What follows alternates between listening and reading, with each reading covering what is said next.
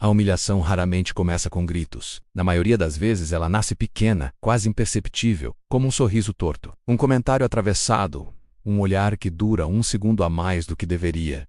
E quando ninguém reage, ela cresce, ganha forma, ganha coragem. Foi assim que tudo começou naquela cidade, muito antes de alguém perceber que estava cometendo um erro irreversível. Ele chegou ali como tantos outros, sem anúncio, sem histórico conhecido, sem alguém para apresentá-lo. Um homem comum.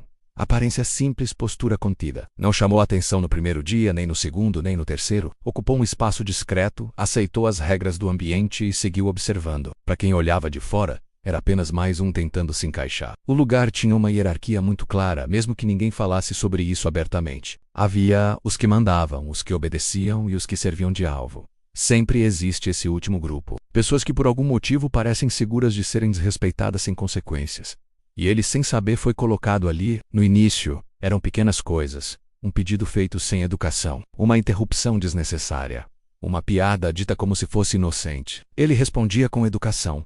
Sempre. Nunca se defendia, nunca se explicava. Isso foi interpretado como fraqueza. E a partir do momento em que alguém é visto como fraco, o respeito deixa de ser uma opção. As humilhações começaram a ficar mais evidentes. Comentários sobre a roupa, sobre o jeito de falar, sobre a postura, sempre em tom de brincadeira, sempre com risadas ao redor. Sempre com a certeza de que ele não faria nada. E ele de fato não fazia. Apenas anotava mentalmente cada detalhe. Cada rosto, cada comportamento. Havia algo nele que incomodava, mesmo quando ninguém sabia explicar o quê. Talvez fosse a calma excessiva. Talvez fosse o fato de nunca reagir. Pessoas que precisam humilhar os outros não lidam bem com quem não devolve agressão. Isso quebra o jogo. E quando o jogo quebra, a agressividade aumenta. Com o tempo ele passou a ser usado como exemplo do que não ser. Comparações públicas. Insinuações, olhares de desprezo. A humilhação deixou de ser casual e passou a ser parte da dinâmica. Alguns se sentiam poderosos por isso. Outros riam para não virar o próximo alvo. Poucos se incomodavam de verdade. O que ninguém sabia era que ele não estava ali por acaso. Aquele ambiente não era um degrau para ele.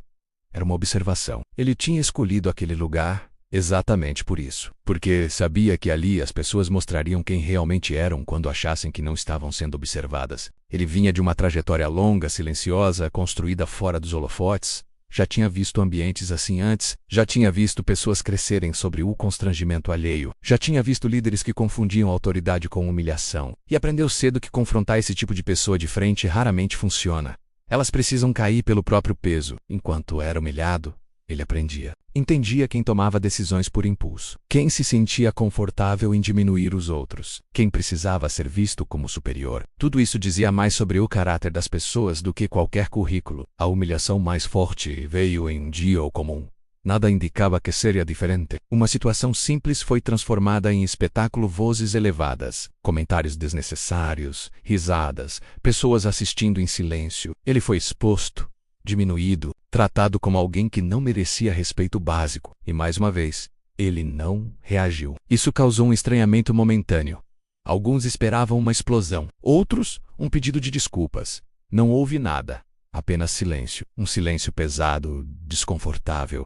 Mas logo foi esquecido. Porque a cidade e as pessoas têm memória curta quando acham que estão no controle. O que ninguém percebeu foi que aquele dia marcou o fim de uma fase. Não porque ele tenha decidido se vingar, mas porque ficou claro que a linha havia sido cruzada. E quando uma linha é cruzada sem consequências imediatas, as consequências futuras costumam ser definitivas. Os meses seguintes trouxeram mudanças sutis. Pequenas decisões começaram a afetar a estrutura daquele ambiente.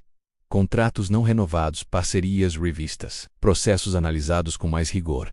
Nada parecia conectado, nada parecia pessoal. Mas tudo seguia uma lógica silenciosa. Pessoas que antes se sentiam intocáveis começaram a enfrentar dificuldades inesperadas. Projetos rejeitados, apoios retirados, caminhos fechados sem explicação clara. O ambiente começou a mudar. O riso fácil deu lugar à insegurança. O excesso de confiança virou tensão.